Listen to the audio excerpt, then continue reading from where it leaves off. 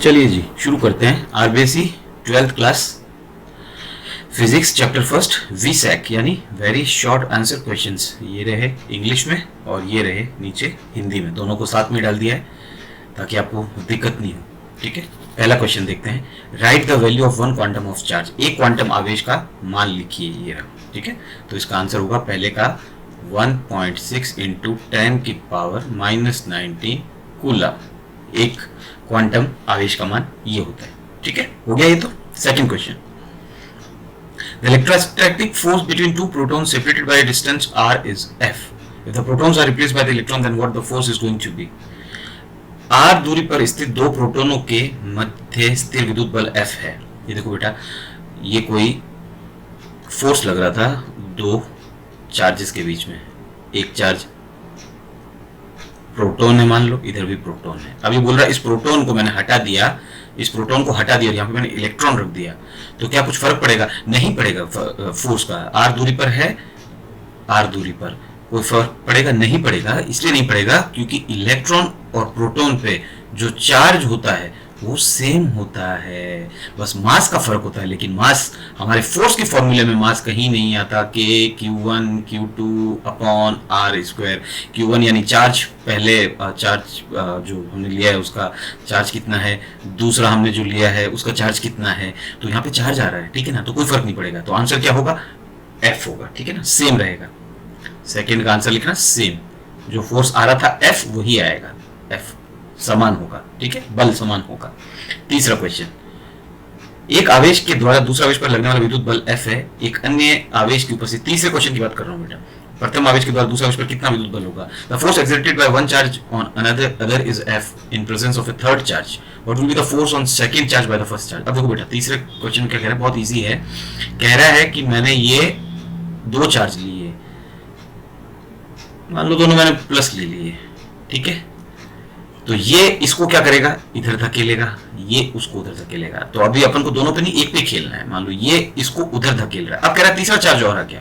ठीक है, तीसरा चार्ज मान लो उसने बोला मैंने यहां रखा है, तो क्या जो पहला वाला जो था, जो दूसरे पे फोर्स मार रहा था, पहला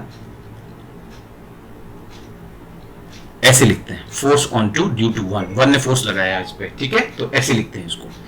तो पहले इसने कितना फोर्स लगाया? मान लो कुछ फोर्स लगाया, x फोर्स लगाया इसने इसको धकेलने में। अब बोल रहा है ये और आ गया तीसरा चार्ज, ये इसके बीच में कोई प्रॉब्लम क्रिएट करेगा? नहीं करेगा बेटा, क्योंकि हमने ये पढ़ा है कि तीसरा चार्ज आप कहीं भी रख सकते हो। इस लाइन ज्वाइनिंग, इस लाइन पे कहीं भी रख सकते हो तीसरा चार्ज आप। ठीक है ना, बिल्कुल चार्ज के पास में भी रख सकते हो तीसरा चार्ज। ये पहला, ये दूसरा, ये तीसरा। ठीक है, line joining between two charge पे तीसरा चार्ज कहीं भी रख सकते हो। यानी सीधी रेखा के अनुदिश बल लगते हैं, वो बल उस चार्ज को आप कहीं पे भी रख सकते हो, कहीं फर्क नहीं पड़ेगा। एक नहीं, दो नहीं, तीन नहीं, चार रख दो। 1 2 3 4 5 और चार्ज में रख दी, तो पहले वाला जो दूसरे पे फोर्स मार रहा था अभी भी उतना ही मारेगा, कोई फर्क नहीं पड़ता। लेकिन हाँ, ये ध्यान रखना, एक चार्ज के ऊपर दूसरा चार्ज नहीं रखना।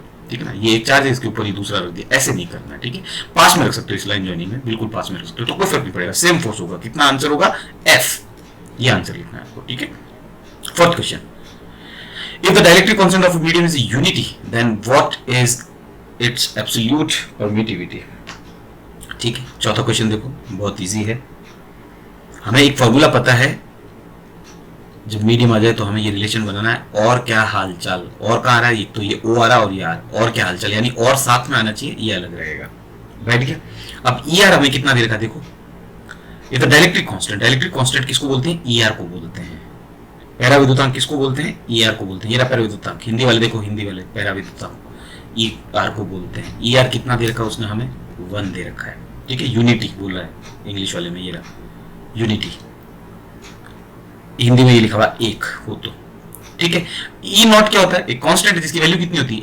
8.85 इंटू 10 की पावर -12 और यूनिट भूल गए होंगे ना शायद। ठीक है, कोई दिक्कत नहीं, तो अपन इसको मल्टीप्लाई कर देते हैं। 8.85 को इंटू 10 के -12 को मल्टीप्लाई कर दिया 1 से, क्या फर्क पड़ा? कुछ भी नहीं पड़ा। तो लाइन कितना आया? 8.85 इंटू 10 की पावर -12, और यूनिट लिखना बहुत ज़रूरी है। क्या लिखोगे? कूलम स्क्वायर पर न्यूटन मीटर स्क्वायर, तब मार्क्स मिलेंगे।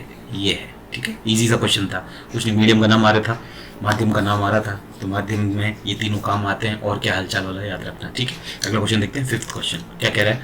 दो बिंदु आवेशों Q1 तथा Q2 के लिए Q1 Q2 लेस देन 0 है, दोनों आवेशों के मध्य बल की प्रकृति क्या होगी। For 2 point charges Q1 and Q2 product बोल रहा है, ठीक है ना। समझ में आ रहा है ना, प्रोडक्ट क्या होता है, यानी मल्टीप्लाई। देखो Q1 और Q2 किस में है, गुणा में है। Q1 इंटू Q2 गुणा में है, लेस देन 0। तो ये 0 कब होगा बेटा, देखो मेरी बात सुनो, 0 से छोटा कब होगा, ये वाला है ना, जब एक प्लस का हो, एक चार्ज हमने ले लिया प्लस का और दूसरा चार्ज हमने लिया माइनस का, और प्लस माइनस मल्टीप्लाई होके क्या बनेगा, माइनस ही तो बनेगा, तभी तो 0 से कम होगा। नहीं समझ में आया, अरे इसको मान लो मैंने प्लस ले लिया, इसको माइनस ले लिया, इसको प्लस ले लिया तो मैंने इसको माइनस ले लिया, दोनों प्लस लोगे तो मान लो एक और एक को प्लस मल्टीप्लाई किया, दोनों प्लस के हैं, देखो तो कितना आ रहा है, 1 आ रहा है। तो फिर 0 से तो बड़ा हुआ ना, हमें तो 0 से छोटा चाहिए ये वाला, तो एक प्लस का लेंगे, मान लो एक और एक ले लिया हमने माइनस का, तो कितना आ गया, -1। ये 0 से छोटा है। हाँ, तो क्या लिखोगे इसके बारे में कि एक चार्ज क्या होगा, प्लस का होगा, दूसरा चार्ज क्या होगा, नेगेटिव होगा। तो क्या लिखोगे, लिखो इस पे कि Q1 is positive and Q2 is negative. क्या लिखोगे कि Q1 जो होगा वो धनात्मक होगा और Q2 ऋणात्मक होगा, या उल्टा वाइसा वर्सा, या वाइसा वर्सा होगा, ठीक है। कि Q1 आप माइनस में ले सकते हो, तब Q2 आपको किस में लेना पड़ेगा, प्लस में लेना पड़ेगा। अच्छा, तो दोनों में फोर्स कौन सा लगेगा, क्योंकि एक प्लस का ले रहे हैं, एक माइनस का ले रहे हैं, तो बीच में दोनों के बीच में बल कौन सा लगेगा, फोर्स ऑफ अट्रैक्शन, आकर्षण बल लगेगा, अट्रैक्शन फोर्स लगेगा बेटा, आकर्षण बल लगेगा, जब एक प्लस का हो जाएगा एक माइनस का हो जाएगा। कितना इजी क्वेश्चन था, लेकिन अच्छा था, ठीक है ना, क्योंकि मल्टीप्लाई करना है, ध्यान रखना, ये मल्टीप्लाई बड़ा इंपॉर्टेंट है। Q1 Q2 भी जो देखो मल्टीप्लाई का साइन आ रहा है, ठीक है ना, ये रहा Q1 एंड Q2 मल्टीप्लाई का साइन। तो nature of the force between them, nature बताने तो कैसा होगा, अट्रैक्शन फोर्स होगा। और क्या होगा इसमें, एक प्लस का होगा तो दूसरा माइनस का होगा, कोई भी किसी को भी प्लस लिख सकते हो, किसी को भी माइनस लिख सकते हो, ठीक है। नेक्स्ट क्वेश्चन करते हैं, इसी का ही अपोजिट ही है, 6th क्वेश्चन देखो, मैं इंग्लिश में पढ़ लेता हूँ। For 2 point charges Q1 and Q2 the product Q1 Q2 greater than 0, what the nature of the force acting between them. दो बिंदु आवेश Q1 और Q2 के लिए Q1 Q2 ग्रेटर देन 0, तो दोनों आवेशों के मध्य बल की प्रकृति क्या होगी, कैसे बताना। देखो बेटा, Q1 और Q2 0 से ज्यादा चाहिए, तो मान लो मैंने प्लस का 3 लिया और Q2 ये भी मैंने प्लस का 3 ले लिया, या मान लो मैंने 1 ले लेता हूँ, 1 से समझ में आ जाएगा, 1 ले लेता हूँ, ये दोनों को 1 और 1 को मल्टीप्लाई किया दोनों को, तो प्लस का 1 आ गया। एक तो मेरा ये हो गया, दूसरा क्या है, अगर मैं -1 लूँ और इधर भी -1 लूँ, तो माइनस माइनस मल्टीप्लाई होके क्या हो जाता है, ध्यान रखना है, प्लस हो जाता है, माइनस माइनस मल्टीप्लाई होके ये माइनस माइनस मिलके प्लस हो जाएगा, मल्टीप्लाई का साइन है बीच में, समझ में आ रहा है, तो भी 1 हो रहा है और 1 0 से बड़ा आ रहा है, और हमारी कंडीशन भी यही बोल रही है कि Q1 Q2 का मल्टीप्लाई 0 से बड़ा होना चाहिए, हमारा 0 से बड़ा आ रहा है। तो क्या लिखोगे इस केस में कि सेम काइंड ऑफ चार्जेस होंगे, ठीक है ना, समान प्रकृति के आवेश होंगे,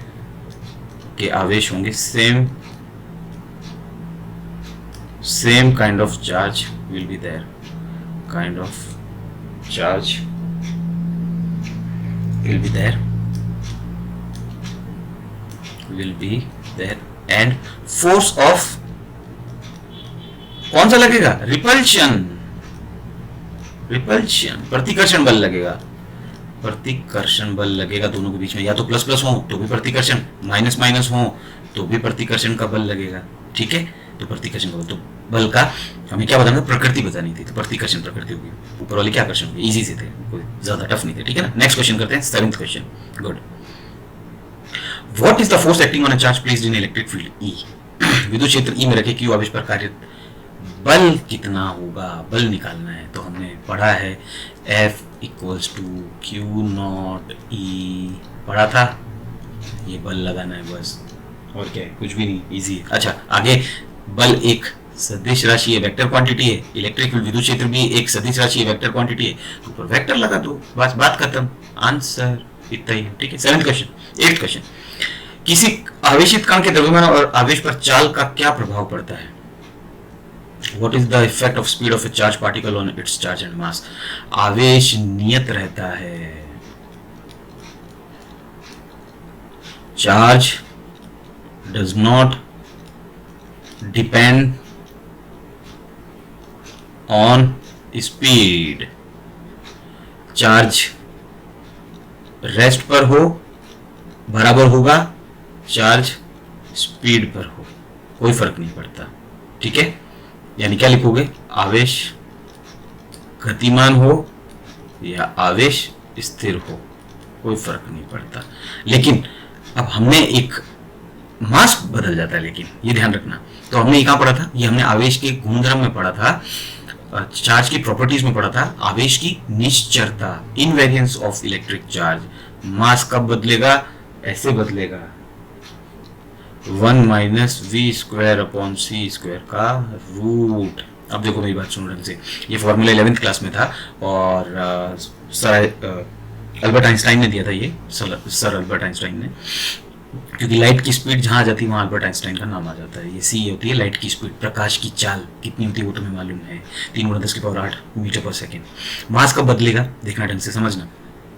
अगर इस सी की स्पीड कितनी होती है, ये हमारे पास ये तो कांस्टेंट है, m 0 ऊपर है अभी भी, 1 माइनस इसकी भी स्पीड इतनी हो जाए, मान लो 10⁸, v में मान रहा हूँ 3×10⁸। हमारा जो आवेश है वो इस गतिमान से, मीटर पर सेकंड, इस गति से चल रहा है। और नीचे लाइट की स्पीड कितनी होती है, वो भी इतनी होती है, 3×10⁸। इसका भी स्क्वायर कर दो, इसका भी स्क्वायर कर दो और उस पर रूट लगा दो, ठीक है ना। लेकिन ये तो कट गया, कटा तो क्या आया, m0 अपॉन 1 माइनस 1, ठीक है। तो m बराबर m0 1 माइनस 1 क्या होता है, 0। 0 का अंडर रूट कुछ भी नहीं है, नीचे जब 0 आ जाता है तो ये इन्फिनिटी आ जाएगा, m ये वाला m, ये m इन्फिनिटी आ जाएगा, यानी मास इन्फिनिट बढ़ जाएगा, अनंत मास बढ़ जाएगा, उस वस्तु का मास इतना ज्यादा हो जाएगा, ठीक है ना। तो इनवेरियंस ऑफ चार्ज में हमने पढ़ा था कि चार्ज रेस्ट पे हो या चार्ज स्पीड में हो, आवेश स्थिर हो या आवेश गतिमान हो, कोई फर्क नहीं पड़ता आवेश के पर, ठीक है। लिख दोगे ये तो। Next question, 9th question, What is the magnitude of the intensity of electric field that can balance the weight of an electron given? उस विद्युत क्षेत्र की तीव्रता का परिमाण कितना होगा जो इलेक्ट्रॉन भार को संतुलित रखेगा। इलेक्ट्रॉन के भार की बात कर रहा है और विद्युत क्षेत्र भी आ रहा है, दिया है। देखो संतुलन में मैंने क्या बोला है, हमेशा जब संतुलन का नाम आए, बैलेंस का नाम आए, बैलेंस का फोर्स में, तो फोर्स को क्या करना होता है, 0 करना होता है। तराजू याद कर लिया करो, ये तराजू है, इसको याद कर लिया करो बस। ये तराजू भी संतुलन में है, ठीक है, ये तराजू संतुलन में भी बराबर है। ये कब होगा, और फोर्स भी आ रहा है, इलेक्ट्रिक फील्ड भी आ रहा है। तो देखो एक तो फोर्स का फॉर्मूला इलेक्ट्रिक फील्ड में क्या होता है, F बराबर QE होता है, और हमने पढ़ा है कि एक MA भी होता है छोटी क्लासेस में, ठीक है। तो बैलेंस करने का मतलब ये होता है, फोर्स हमें 0 करना है संतुलन की अवस्था में। अब दो फोर्स हैं तो संतुलन की अवस्था में 0 कब होगा, ये देखो और अच्छे से समझो। अगर ये चार्ज इधर जा रहा है, ये चार्ज इधर जा रहा है, तो फोर्स 0 होगा। क्यों होगा, क्योंकि एक जना रस्सी को इधर खींच रहा है, एक जना रस्सी को इधर खींच रहा है, तो कुछ 0 होने के चांसेस हो सकते हैं। लेकिन मान लो ये भी इधर जा रहा है और ये वाला भी इधर ही धकेल रहा है, तो जुड़ेंगे ना बेटा, दोनों एक डायरेक्शन में जा रहे हैं। तो इसका मतलब ये माइनस हो रहा है इसमें से, तो QE minus MA is equals to 0 कर दो, बस माइनस ही तो करना है, एक फोर्स को दूसरे फोर्स करके। QE इक्वल्स टू MA लिख सकते हैं ऐसे। 9th क्वेश्चन कर रहा हूँ मैं, ठीक है, 9 Q इक्वल्स टू MA, और उसने हमें E की वैल्यू भी दे रखी है, M की वैल्यू भी दे रखी है। तभी तो हमें पता चला ना कि हमें M भी डालना है, E भी डालना है, क्या नहीं डालना, ठीक है। अच्छा यहां पे अब क्या लग रहा है, भार लग रहा है। तो भार कहां लगता है, तो भार की बात आ जाती है तो एक्सेलरेशन की नहीं, गुरुत्वाकर्षण की बात आती है, ग्रेविटी की बात आती है। कोई चीज है, जैसे बॉब है, कोई लोलक है, वो लटक रहा है, तो नीचे उस पर कितना लगेगा, mg। तो यहाँ पे हम a की जगह g ले लेंगे। a और g एक ही चीज होती है, ठीक है ना, बस वो देखना होता है कि गुरुत्वाकर्षण किस पे काम कर रहा है, ठीक। तो QE बराबर mg। अब हमें क्या करना है, हमें यहाँ से E निकालना है। उसने क्या पूछा हमसे, उस विद्युत क्षेत्र की तीव्रता का परिमाण निकालना है, ठीक है, 9th क्वेश्चन में। What is the magnitude of the intensity of electric field? Electric field की इंटेंसिटी निकालनी है हमें, तो mg अपॉन q, और q को हम जनरली E भी लिख सकते हैं, क्योंकि एक चार्ज पे आवेश कितना होता है, और इस पे वैल्यू तो वही है, ठीक है। तो वैल्यू जैसी दे रखी है वैसे डाल दो। E इक्वल्स टू m कितना है हमारे पास में, 9.1 गुणा 10 की पावर माइनस 31 जो उसने दे रखा है। ग्रेविटी कितनी होती है 10, लेकिन हम यहाँ पे क्या लेंगे 9.8। आसान से अगर किसी को सॉल्व करना तो ग्रेविटी 10 ले सकता है, वो कोई दिक्कत नहीं है। अब छोटी क्लासेस में वो तुम्हें जी देगा नहीं बेटा, वो तुम्हें पता होना चाहिए जी। बड़ी क्लासेस में, सॉरी छोटी क्लासेस में वो देता है। और E की वैल्यू हमें देखो ये दे रखी है 1.6 गुणा 10 की पावर माइनस 19। अब इसको कैलकुलेट करना है, जब इसको काटा पीटी करोगे तो ई का आंसर आएगा 5.57 गुणा 10 की पावर माइनस 11 न्यूटन पर कूलम। ठीक है, ये है यार, कुछ भी नहीं है। अच्छा, ये कैलकुलेशन मैं इसलिए नहीं कर रहा हूँ तुम्हारा टाइम बचाने के लिए, क्योंकि छोटी मोटी कैलकुलेशन तुम कर सकते हो, बड़ी कैलकुलेशन जो भी थी वो सब मैंने वीडियो में पुराने में करके दिखा रखी है तुम्हें। ठीक है ना, एक से भी भागा नहीं हूं मैं, और बहुत अच्छे अच्छे तरीके से दिखाई है। ठीक है, मैंने पहले ही बोला था कि hard is on me, easy is on you. अगर इजी होगा तो वो तुम्हारे लिए छोड़ दूंगा, हार्ड होगा तो वो हमारे लिए। ठीक है, तो ये आंसर है इसका, न्यूटन पर कूलम। याद रखना, यूनिट बहुत जरूरी होती है लगाने। 10th क्वेश्चन देखो क्या कह रहा है। The force acting between two charges placed in a free space is F. If a brass plate is now put in the region between the charges, then what is the value of force? निर्वात में स्थित दो आवेशों के मध्य। निर्वात का नाम आ रहा है, माध्यम आ रहा है, इसका मतलब समझ लो ना, वैक्यूम आ रहा है, मीडियम आ रहा है, तो पता होगा यार, फॉर्मूला तो बना रखा है हमने। एफ एम बराबर एफ अपॉन ई आर, बोलो अगर पता है तो फिर। ठीक है, अच्छा, इसने हमें ब्रास प्लेट की रख दी जाए तो बल का मान क्या होगा। ब्रास प्लेट का जो परावैद्युतांक होता है ई आर, जो होता है किसका, ब्रास प्लेट का, पीतल की प्लेट का, वो होता है इनफाइनाइट। बुक में दे रखा है। ठीक है, एक टेबल बनी हुई है, वहां पे सब दे रखे हैं। परावैद्युतांक वाले में देखना तुम्हें टेबल मिलेगी, ब्रास प्लेट का तुम्हें परावैद्युतांक जो इनफाइनाइट मिलेगा। तो वो पूछ रहा है कि फोर्स कितना होगा, तो देखो एफ एम बराबर एफ बटा, और हमें कुछ भी नहीं चाहिए, बस एक इन्फिनिटी नीचे। जब भी इन्फिनिटी नीचे आ जाए तो सब क्या हो जाता है, मामला जीरो हो जाता है। फोर्स कितना लगेगा, माध्यम में जीरो लगेगा। मैंने इसको समझा भी बहुत अच्छे से रखा है, पुराने वीडियो देखोगे तो बहुत अच्छे तरीके से मिलेगा, लेकिन इतना ही है, इसमें कुछ है भी नहीं, दम नहीं है इसमें। ठीक है, ये तुम्हें टेबल में मिल जाएगा। नेक्स्ट क्वेश्चन देखो, 11th क्वेश्चन क्या कह रहा है। Name the experiment with which the quantum nature of charge was established. Millikan oil drop experiment. Okay, Millikan oil drop experiment on electric charge. Millikan का तेल बूंद प्रयोग, मिलिकन का तेल बूंद प्रयोग, वहां से हमने ये जो ई का मान होता है ना 1.6 गुणा 10 के माइनस 19 जो हम निकालते हैं कूलम, ये मिलिकन ने तेल के बूंद पे प्रयोग किया था सबसे पहले, तो उन्होंने बताया था। ठीक है, तो यही पूछा गया इसमें, उन्होंने एक्सपेरिमेंट का नाम पूछा उसने, तो ऑयल ड्रॉप एक्सपेरिमेंट किया, मिलिकन तेल बूंद प्रयोग किया था। ठीक है, नेक्स्ट क्वेश्चन कौन सा था, 12th। हाँ, give definition of electric dipole moment. ठीक है ना, ढंग से समझना बेटा क्वेश्चन को। द्विध्रुव की नहीं पूछी है, विद्युत द्विध्रुव आघूर्ण की पूछी है। आघूर्ण भी आ रहा है, हिंदी वाले देखो इधर नीचे 12th क्वेश्चन में आघूर्ण भी आ रहा है। ठीक है ना, विद्युत द्विध्रुव आघूर्ण। तो इंग्लिश वाले देखो, electric dipole moment is defined as the product of the magnitude of the either of charges. Either of charges मतलब देखो हमारे पास में क्या होता है, डाइपोल में हमारे पास में दो चार्ज होते हैं, माइनस क्यू प्लस क्यू। अब बोल रहा है दोनों में से, आइदर का मतलब होता है दोनों में से कोई एक।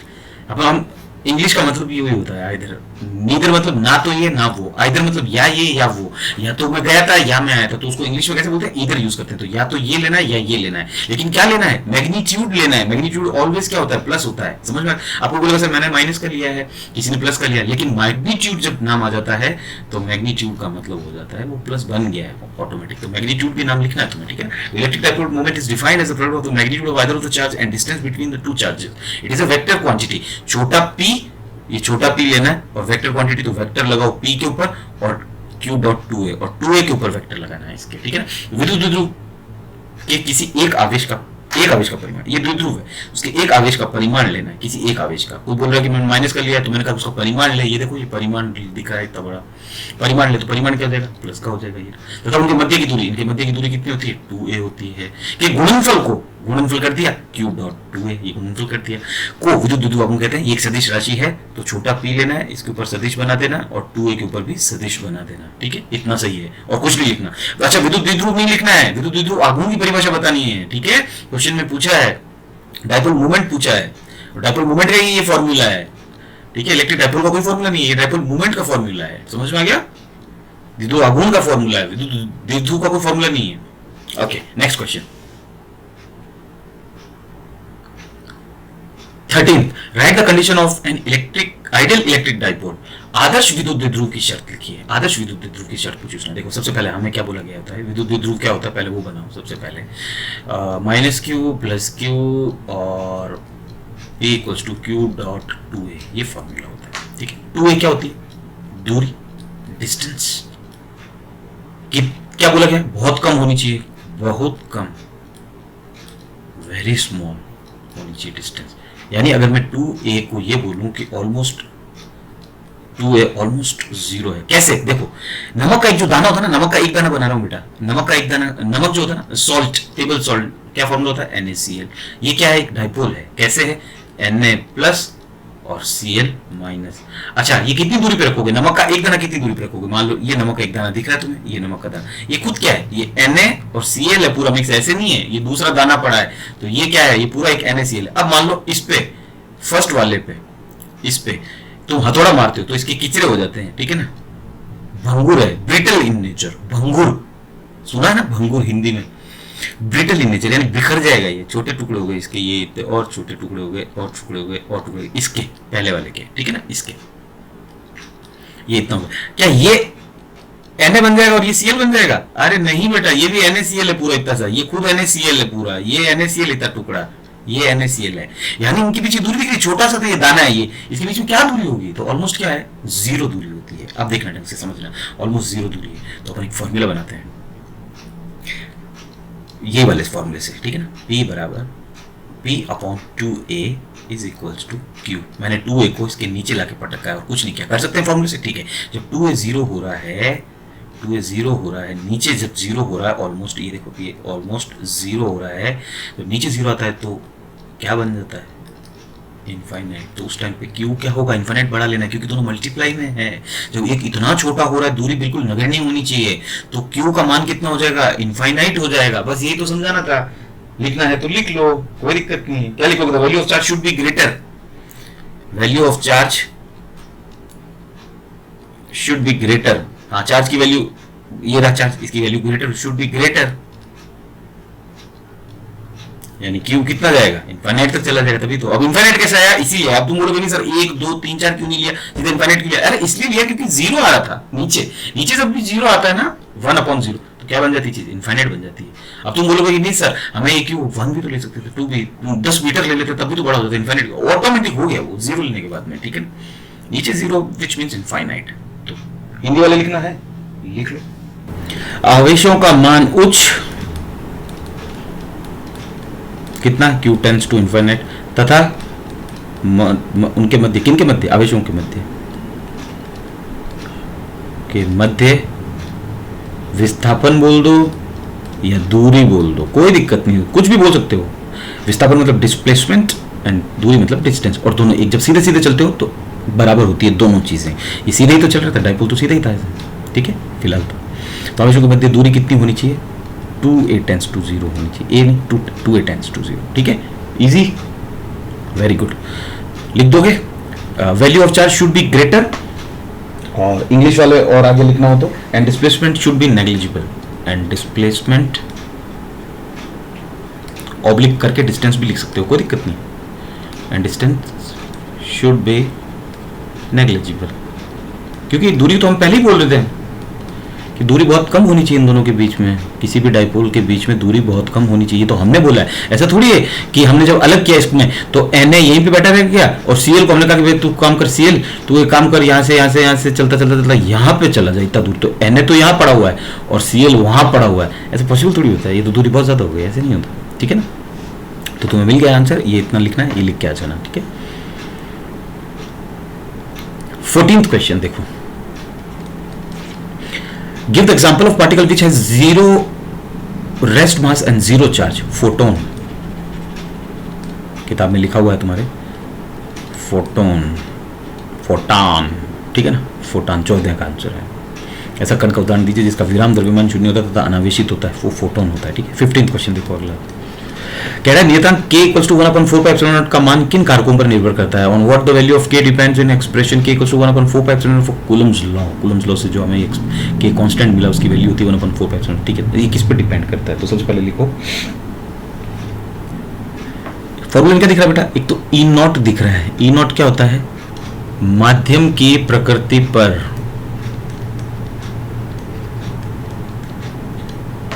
बैठ गया। नेचर ऑफ मीडियम, इंग्लिश वाले, नेचर ऑफ मीडियम, पहला तो ये आ गया। और दूसरा किस पे करता है, ये तो ई नॉट, तो माध्यम दिख ही रहा है। ई नॉट क्या होता था, माध्यम होता था ना, और जब माध्यम वैक्यूम है तब हमें ई नॉट लेना है, यानी निर्वात है तब ई नॉट लेना है, ये रहा ई नॉट। और जब वैक्यूम नहीं होता था, निर्वात नहीं होता, तो हम क्या किसे लिखते थे, खाली एप्सिलॉन से लिखते थे। ठीक है, तो दूसरा क्या किस पे होता है, system of measurement, system of measurement, क्या लिखोगे, मापन की पद्धति पर। ये दोनों लिखना है बेटा, ठीक है ना, मापन की पद्धति और इस पे। ठीक है, चलो नेक्स्ट क्वेश्चन देखते हैं, 16th question. Right the charge on nucleus 7 and 14 in coulomb. 7 and 14 नाभिक पर आवेश का मान कूलम में लिखिए। 16th क्वेश्चन, ठीक है, लिख देते हैं, कोई प्रॉब्लम नहीं।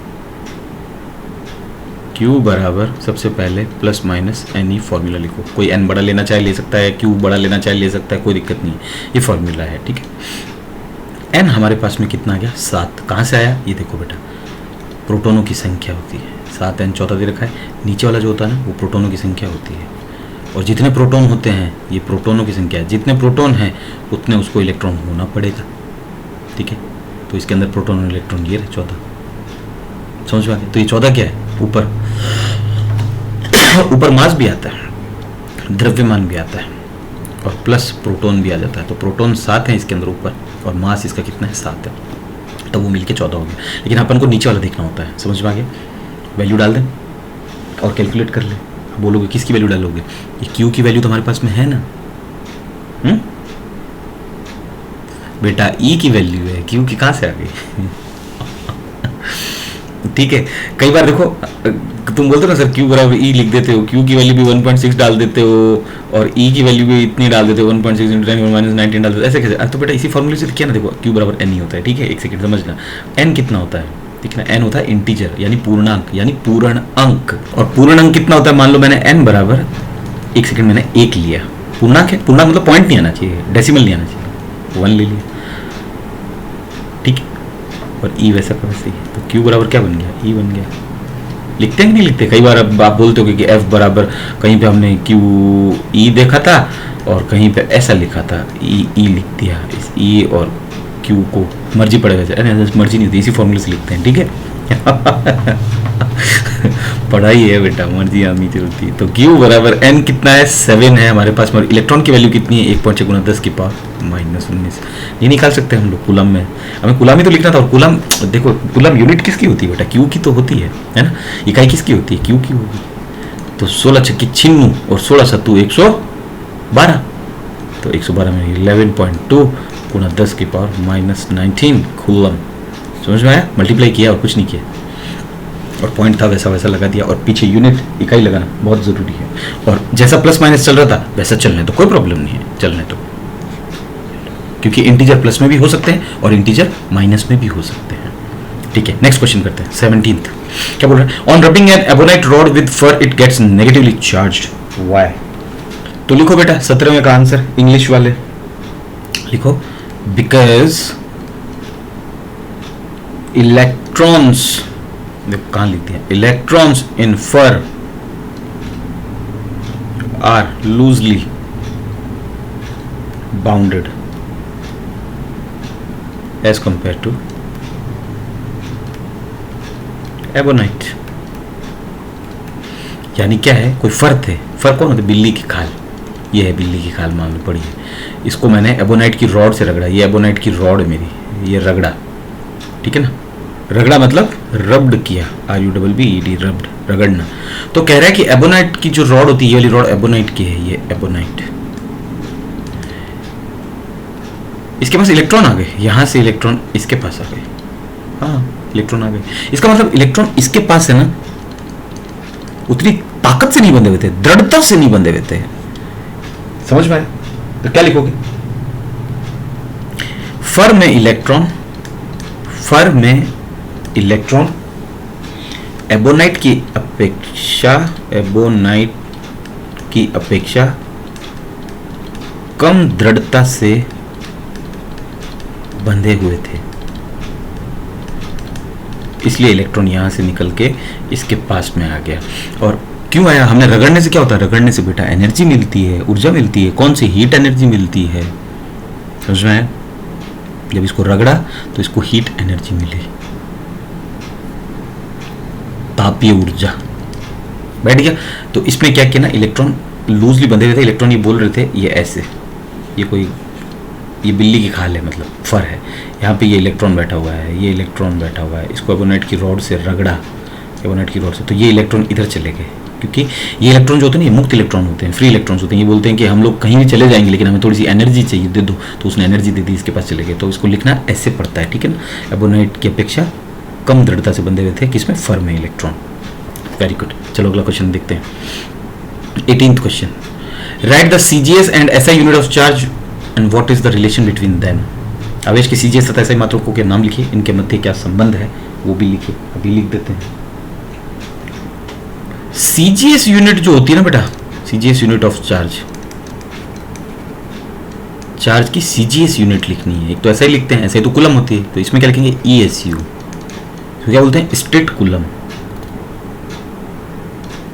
State COULOMB coulomb. और SI unit of charge, SI unit of charge क्या होती है? कूलम। बैठ गया। हिंदी वाले कैसे लिखोगे? आवेश का CGS मात्रक ESU होता है, ठीक है। आवेश का CGS मात्रक ESU होता है, इसको स्टेट कूलम भी बोल देते हैं, स्टेट कूलम। और SI मात्रक क्या होता है? आवेश का SI मात्रक क्या होता है? कूलम, कूलम, C से भी लिखते हैं, बस यही तो बता। और अब इन दोनों के बीच में क्या है? मात्रकों लिख दिया, आवेशों CGS मात्रक भी लिख दिया, SI मात्रक भी लिख दिया। इनके मध्य क्या संबंध है? रिलेशन भी बताना है अब हमें। तो रिलेशन क्या है इनके बीच में कि 1 कूलम बराबर कितना होता है? 3 × 10 की पावर, लाइट की स्पीड 8 होती है तो इसको 9 करना है, ESU। एक कूलम में कितने ESU होते हैं? स्टेट कूलम होते हैं, इतने होते हैं। 3 × 10 की पावर 9, बहुत ज़्यादा है, ठीक है ना। अगला देखो 19th क्वेश्चन, एक समान विद्युत क्षेत्र में विद्युत ध्रुव कब स्थायी साम्यावस्था में होता है? तो उसको मैं थोड़ा सा क्लीन कर देता हूँ क्योंकि अब तो आपके वैसे भी छप गया है, और फिर मैं यहीं पे बता देता हूँ वरना मेरा क्वेश्चन काफ़ी ऊपर चला जाएगा। बहुत ही अच्छा क्वेश्चन है और बहुत ही इत्मीनान से पढ़ाया भी था मैंने इसको, ठीक है। कह रहा है 19th क्वेश्चन क्या बोल रहा है? एक समान विद्युत क्षेत्र में विद्युत ध्रुव कब स्थायी साम्यावस्था में होता है? साम्यावस्था यानी इक्विलिब्रियम की बात कर रहा है। तो देखो ये हमारा समान विद्युत क्षेत्र यानी यूनिफॉर्म इलेक्ट्रिक फील्ड है। यूनिफॉर्म इलेक्ट्रिक फील्ड क्या होता है? जिनके बीच में दूरी समान होनी चाहिए। जैसे रेल की पटरियाँ, ये 2 पटरियाँ मान लो, उनके बीच की दूरी देखो कभी कम ज़्यादा नहीं हो सकती। अगर कम ज़्यादा होगी तो रेल नीचे गिर जाएगी, है ना। पटरियाँ तो समान दूरी पे तो होती है, वैसे ही तो है ये। तो अब यहाँ पे हमारा द्विध्रुव पड़ा है साम्यावस्था में करने के लिए, समझ में आ गया। तो ये हमारा द्विध्रुव ऐसे पड़ा है इस बार। ये माइनस चार्ज है, ये माइनस वाला क्यू है, ये प्लस का क्यू बैठा हुआ है यहाँ पे। और एक मैं और बना देता हूँ यहाँ पे,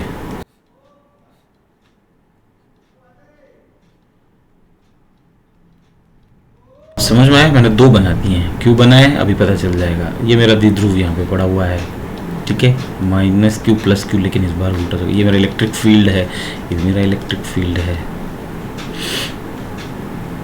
इसमें देखो माइनस क्यू प्लस क्यू, कुछ फर्क पता चल रहा है बेटा डायग्राम देख के? एक में माइनस क्यू इधर है, एक में प्लस क्यू इधर है, एक इसमें प्लस इधर है, माइनस इधर है। तो देखो बेटा इसमें द्विध्रुव की डायरेक्शन क्या होती है, दिशा क्या होती है द्विध्रुव की? इलेक्ट्रिक डाइपोल की डायरेक्शन क्या होती है? ए की डायरेक्शन में। तो देखो द्विध्रुव भी इधर जा रहा है, मान लेते हैं इसके अंदर माइनस से प्लस की तरफ ये डायरेक्शन है, और इसमें डायरेक्शन ये हो गई। द्विध्रुव इधर जा रहा है, इलेक्ट्रिक फील्ड भी इधर जा रहा है, दोनों के बीच में कोण कितना बना? इसी लाइन पे तो है, तो थीटा बराबर कितना आ गया? 0 डिग्री। इसमें देखो बेटा इलेक्ट्रिक फील्ड इधर जा रहा है और द्विध्रुव इधर जा रहा है। द्विध्रुव को किस लिखते हैं? पी से लिखते हैं, और ये बीच का कोई पॉइंट मान लेते हैं, ठीक है ना। ये रहा। अगर मैं इसके ऊपर बना देता इस लाइन पे, इसको भी इसके ऊपर बना देता तो तुम्हें पता नहीं चलता, इसलिए मैंने यहाँ पे बनाया। अब तुम सोचोगे एंगल कौन सा? एंगल यही सोचना है कि कुछ नहीं, कि ये द्विध्रुव मान लो यहीं पे पड़ा है, ये लो ऊपर, ये लो, तो इलेक्ट्रिक फील्ड तो इधर जा रहा है और डाइपोल भी इधर ही जा रहा है, तो एंगल कितना बना बेटा? उस केस में जीरो बनता है, क्योंकि दोनों एक्स डायरेक्शन में तो जा रहे हैं, इस डायरेक्शन में, ठीक है। इसमें देखो एक इधर जा रहा है, इलेक्ट्रिक फील्ड तो इधर जा रहा है, ये लाइनों पे देखो एरो बने हुए इलेक्ट्रिक फील्ड के, और डाइपोल इधर जा रहा है, तो एंगल कितना बना? 180 डिग्री बैठ गया। इन दोनों केस में इक्विलिब्रियम होगा, इक्विलिब्रियम होगा, इक्विलिब्रियम होगा, EQUI साम्यावस्था में होगा, इसमें भी साम्यावस्था में होगा, साम्यावस्था में होगा, साम्यावस्था में होगा। अच्छा, इस क्वेश्चन को इतना नहीं है कि इजी से बस यहीं पे आपने देखा और इसको समझ लिया, पहले अगर अच्छे से पढ़ा हो तभी जवाब दे सकते हो, लेकिन मेरी बात सुनना, इसको बोलते हैं स्टेबल। ये स्टेबल होता है, स्थायी होता है ये, और ये होता है अस्थायी। उसने हमसे क्या पूछा है एक समय क्षेत्र में द्विध्रुव कब स्थायी साम्यावस्था, स्टेबल इक्विलिब्रियम पूछा उसने, स्थायी साम्यावस्था, तब थीटा का कोण कितना बनेगा? थीटा बराबर 0 डिग्री। तो क्या लिखोगे? इंग्लिश वाली लिखो, when P and E, angle तो P और E के बीच में तो लिया था मैंने भी, यहाँ पे ये देखो ये P और E के बीच में लिया था, यहाँ से समझाया था कि E भी इधर जा रहा है, P भी इधर जा रहा है, इन दोनों में, दोनों इधर जा रहे थे, तो angle when P and E are parallel, parallel इधर भी है, पैरेलल इधर भी है। पैरेलल कौन सी होती है? समांतर। इसके समांतर रेखा यही तो चल रही थी, ठीक है ना, तभी तो P का एंगल निकल के आएगा। E में तो ये है, ये E है, ये E है, ये E है, इसी के समांतर मैंने ये बना दिया, ऊपर भी डाल सकता था, कोई दिक्कत नहीं, लेकिन तुम्हें समझ भी नहीं था इसलिए। तो पैरेलल दो केस में बनती है, एक केस ये बन जाता है, दूसरा केस ये बन जाता है। When E and parallel, that is when the angle between them is, when the angle between them is 0। किस में बना? ये रहा 0, थीटा बराबर 0, तब होगा, ठीक है। लिखो इसको, जब हिंदी वाले, जब P छोटा लेना है, वह E समांतर होते हैं,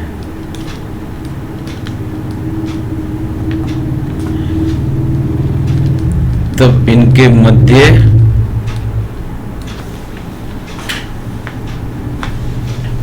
कोण शून्य होता है। शून्य वाला लेना है। समांतर तो दो केस में होते हैं, समांतर 180 पे भी समांतर होते हैं। देखो बेटा, 0 इधर जाता है, 180 इधर जा रहा है, ठीक है ना, और कुछ भी नहीं है, तो दो केस बन रहे हैं। लेकिन तुम्हें ये वाला बताना, क्योंकि उसने स्टेबल पूछा है, स्थायी पूछा है, ये मध्य कोण शून्य होता है तब स्थायी साम्यावस्था में होता है। बैठ गया, बिल्कुल इजी सा था, कुछ प्रॉब्लम नहीं थी। लेकिन इसको अच्छे से टॉपिक को पढ़ोगे पहले, तब पता चलेगा, ऐसे जल्दबाजी में क्या है कि समझ नहीं आता। 20th क्वेश्चन देखो, what is the net force of an electric dipole in a uniform electric field. एक समान विद्युत क्षेत्र में विद्युत द्विध्रुव पर परिणामी बल कितना होता है? 20वां। एक समान विद्युत क्षेत्र है ये, ठीक है, गुड। ये मेरा डाइपोल इस बार मैंने ऐसे रख दिया, द्विध्रुव ऐसे रखा है, ये माइनस क्यू है, ये प्लस का क्यू है, ये इधर ही फोर्स मारेगा क्यू, क्योंकि इलेक्ट्रिक फील्ड इधर है। प्लस का चार्ज का फोर्स जो है वो इलेक्ट्रिक फील्ड की डायरेक्शन में होता है, और माइनस चार्ज से फोर्स जो होगा वो इलेक्ट्रिक फील्ड के अपोजिट होगा, ठीक है। तो देखो, ये फोर्स कितना मार रहा है? एफ मार रहा है। ये फोर्स कितना मार रहा है? एफ। फोर्स बराबर मार रहा है, समझ में आ गया तुम्हें? फोर्स बराबर मार रहे हैं, तो फोर्स जब बराबर मारेंगे और अलग अलग डायरेक्शन में मार रहे हैं बेटा, एक इधर फोर्स मार रहा है, एक इधर फोर्स मार रहा है, बीच में ये कोई चीज़ है, और बराबर मार रहे हैं। ये 2 न्यूटन का मार रहा है, ये 2 न्यूटन का मार रहा है, ये 25 न्यूटन का मार रहा है, ये 25 न्यूटन का मार रहा है। और फोर्स एक वेक्टर क्वांटिटी है, फोर्स एक सदिश राशि है, और जब सदिश राशि हो और दो अलग अलग दिशा में जारी हो और उनका मैग्नीट्यूड सेम हो, मैग्नीट्यूड यानी परिमाण, यानी गणित का मान। गणित का मान क्या दे रखा है? 2 दे रखा है, 25 दे रखा है, तो इधर बोल रहा है मैं भी 25 मार रहा हूँ, इधर भी। मैग्नीट्यूड समझ में आ गया ना तुम्हें? परिमाण को मैग्नीट्यूड बोलते हैं। परिमाण होता क्या है? गणित का मान। गणित का मान कहीं दिया? हाँ मैंने दिया ना, कहाँ है? ये रहा 2 2 या 25 25, एक 25 मारा, दूसरा 25। क्यों? क्योंकि इधर भी फोर्स एफ लगा और इधर भी एफ लगा। एफ क्या होता है? Q E. इधर ये इधर मार रहा है, ये क्या मार रहा है? ये क्यू ई इधर मार रहा है, इस डायरेक्शन में। इसकी डायरेक्शन ये वाली है, दोनों अलग अलग डायरेक्शन में फोर्स मार रहे हैं, लेकिन फोर्स बराबर परिमाण में सेम है। और फोर्स एक वेक्टर क्वांटिटी है। जब वेक्टर क्वांटिटी दो अलग अलग दिशा में बल जा रहे हैं और परिमाण बराबर है, गणित का मान बराबर है, तो नलिफाई हो जाते हैं। तो फोर्स कितना आ जाएगा? 0 आ जाएगा। और ये फोर्स हमें क्या बताता है कि ट्रांसलेशनरी मोशन नहीं होगा। लेकिन ये सब नहीं लिखना, स्थानांतरण गति नहीं होती इस केस में। इसकी मतलब ये डाइपोल आगे नहीं बढ़ेगा, यहाँ से फिर ऐसे नहीं आएगा आगे, फिर ऐसे चलता चलता फिर ऐसे आगे नहीं आएगा। ये गोल गोल जरूर घूमेगा, और गोल घूमेगा तब वहां पे कौन आ जाता है? टॉर्क, बलागुर, ठीक है। तो ये ट्रांसलेशन स्थानांतरण गति नहीं करेगा। लेकिन उसने हमें इतना पूछा नहीं है, ये सब नहीं बताना, हमें सिर्फ फोर्स बताना कि फोर्स कितना लगेगा। फोर्स इस केस में 0 होता है। और इस केस में इस केस में भी जीरो होता है। सेकंड केस जो हमने किया था पहले वाला इससे क्वेश्चन कि स्थायी कब होता है, इसमें भी फोर्स जीरो होता है, ठीक है, लेकिन टॉर्क लगता है।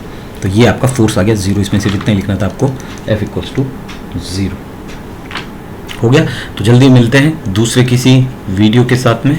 आई होप कि समझ में आया होगा और अच्छा लगा होगा, और अच्छा लगता है तो मुझे बहुत मज़ा आता है, ठीक है। तो दूसरे किसी वीडियो में जल्दी से मिलेंगे। Thank you.